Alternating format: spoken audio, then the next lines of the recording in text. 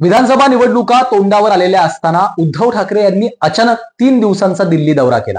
या दिल्ली दौऱ्यामध्ये त्यांनी सोनिया गांधी, राहुल गांधी, मल्लिकार्जुन खरगे यांच्यासह केजरीवाल यांच्या पत्नी यांचीही भेट घेतलेली आहे। इतर अनेक महत्त्वाच्या नेत्यांच्या त्यांनी भेटीगाठी घेतलेल्या आहेत।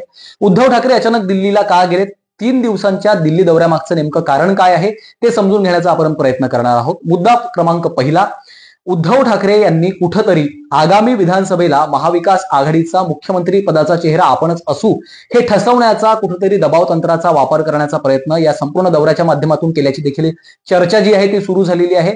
दुसरीकडे राज्यातले जे काँग्रेसचे नेते आहेत त्या काँग्रेस नेत्यांना डावलून आपला थेट संपर्क हा दिल्ली हायकमांड सोबत आहे। म्हणजे आपण तुमच्या संपर्काशिवाय, तुमच्या मदतीशिवाय सोनिया गांधींना भेटू शकतो, राहुल गांधींना भेटू शकतो, मल्लिकार्जुन खरगे यांनाही भेटू शकतो, जेणेकरून येत्या काळात जागा वाटपाचा मुद्दा असेल, इलेक्शनच्या काळामध्ये येणाऱ्या इतर महत्वाचे मुद्दे असतील, त्यामध्ये तुमच्या मदतीशिवाय आम्ही तुमच्या हायकमांडशी थेट बोलू शकतो, हा कुठेतरी अंडरलाईन मेसेज देण्याचा देखील प्रयत्न ठाकरे यांनी केला का, अशी चर्चा सुरू झालेली आहे।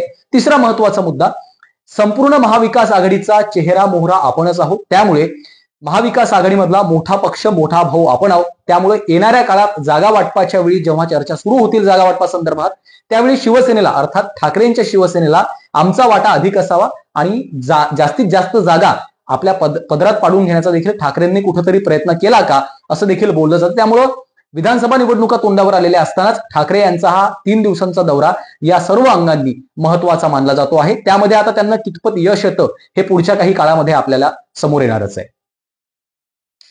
आमचा हा व्हिडिओ तुम्हाला कसं वाटला हे आम्हाला जरूर कमेंट करून कळवा आणि यासह इतरही अनेक राजकीय व्हिडिओसाठी पाहत रहा झी 24 तास।